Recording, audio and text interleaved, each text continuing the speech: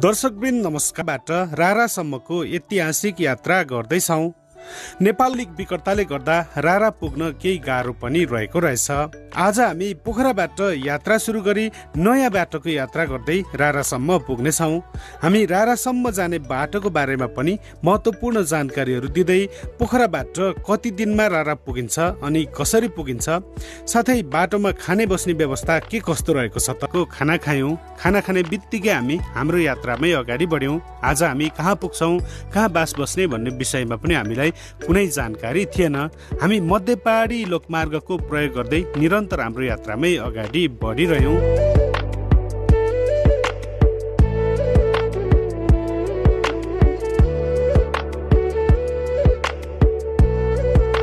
मध्य पहाडी लोकमार्गको यात्रा गर्दै केही बेर अगाडि बढेपछि हामी रुकुम पूर्व जिल्ला र रुकुम पश्चिम जिल्लाको सिमाना पश्चिम जिल्लाको मुसिकोट नगरपालिका प्रवेश गरेर हाम्रो यात्रालाई अगाडि बढायौँ। यहाँसम्म आउँदा बाटोमा कतै कतै मध्य पहाडी लोकमार्ग बन्दै गरेको दृश्य पनि देखियो। तर समग्रमा बाटोको अवस्थाको बारेमा यहाँसम्मको जानकारी गराउनु पर्दा सहजै हामी आइरहेका छौँ।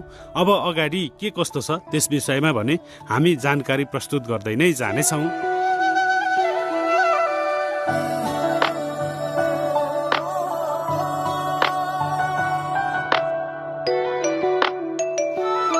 पोखराबाट यात्रा सुरु गरेको दोस्रो दिन हामी रुकुम पश्चिम जिल्लाका विभिन्न गाउँपालिका, विभिन्न गाउँ बस्तीहरूको दृश्यहरू अवलोकन गर्दै भेरी नदी तरेर रुकुम पश्चिम जिल्लाकै बाफीकोट गाउँपालिकामा रहेको प्रसिद्ध स्यार्पु तालको परिसरमा गएर बास बस्यौँ। हामीले स्यार्पु तालको दृश्यहरूलाई समेटेर पनि छुट्टै भिडियो केही समय अगाडि प्रस्तुत गरिसकेका छौँ। सायद उक्त भिडियो पनि हजुरहरूले हेरिसक्नु भएकै होला।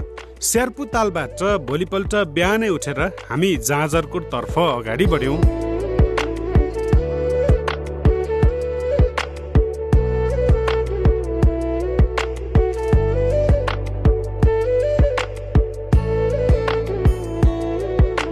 स्यार्पु तालको परिसरबाट यात्रा सुरु गरी दोस्रो दिन हामी नादुला भन्ज्याङ र विभिन्न गाउँ बस्तीहरूको दृश्यहरू अवलोकन गर्दै रुकुम पश्चिम जिल्लाकै राडी बजार क्षेत्र प्रवेश गर्यौँ। राडी बजारमा बिहानको खाना खाएर हामी जाजरकोट तर्फ अगाडि बढ्यौँ।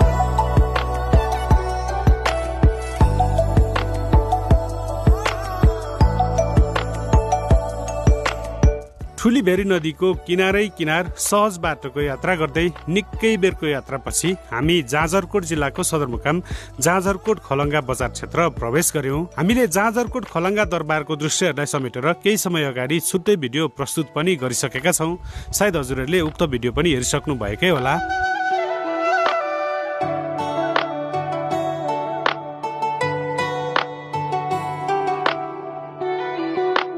जाजरकोट खलङ्गा दरबार क्षेत्रको दृश्य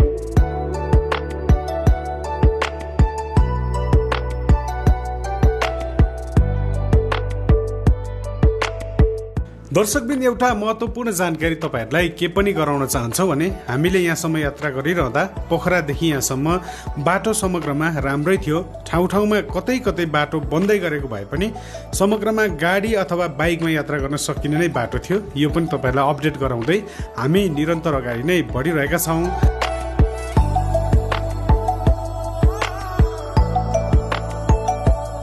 पोखराबाट यात्रा सुरु गरेको तेस्रो दिन हामी जाजरकोट जिल्लाका विभिन्न भूभागहरूको अवलोकन गरी साँझ पर्नै लागेको समयमा दैलेख जिल्लाको सदरमुकाम दैलेख बजार प्रवेश गर्यौँ।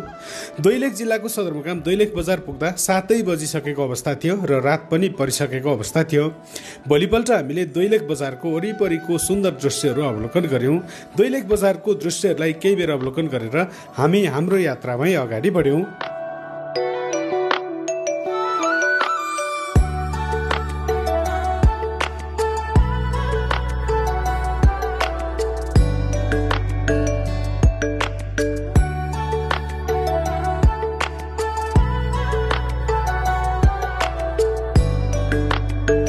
दैलेख बजारबाट अगाडि बढेपछि बाटो झनै सहज रहेको रहेछ। हामी पिछै पिच बाटोको सहज यात्रा गर्दै सुन्दर गाउँ बस्तीहरूको अवलोकन गर्दै अगाडि नै बढिरह्यौँ। र तपाईँहरूलाई यस भिडियोमा किन थोरै थोरै दृश्यहरू प्रस्तुत गरेको होला भन्ने लागिरहेको छ भने हामीले यो क्षेत्रको यात्रा गरी केही समय अगाडि पुरा जानकारी सहितको पुरै भिडियो प्रस्तुत पनि गरिसकेका छौँ। त्यसैले पनि यस भिडियोमा हामी थोरै थोरै दृश्यहरू प्रस्तुत गर्दै अगाडि बढिरहेका छौँ।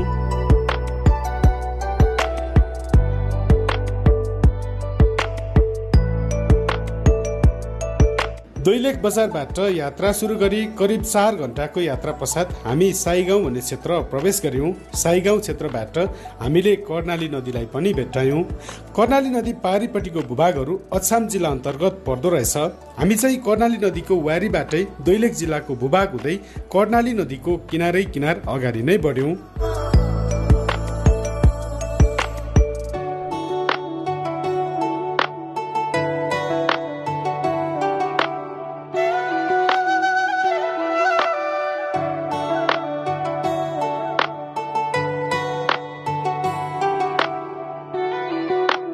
कर्णाली करिडोरको बाटोको यात्रा गर्दै अगाडि बढिरहँदा बाटो कतै कतै भत्किएको र कतै कतै सहज पनि थियो। तर यो बाटो पहिला पिच पनि गरिएको रहेछ अनि पछि भत्किएको अवस्था रहेको रहेछ।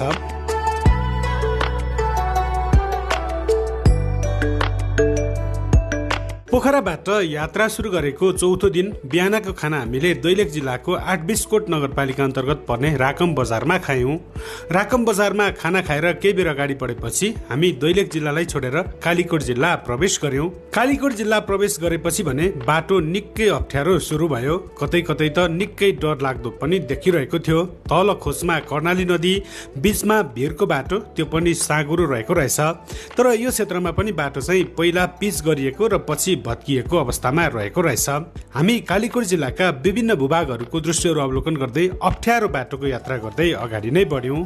केही बेर अगाडि बढेपछि तिला नदी तरेर हामी उकालो बाटोको यात्रा गर्दै कालीकोट जिल्लाको सदरमुकाम मानमा बजार प्रवेश गर्यौं। मानमा बजारको दृश्यहरूलाई केही बेर अवलोकन गरेर फेरि हामी कालीकोट जिल्लाकै भूभाग हुँदै अगाडि नै बढ्यौं।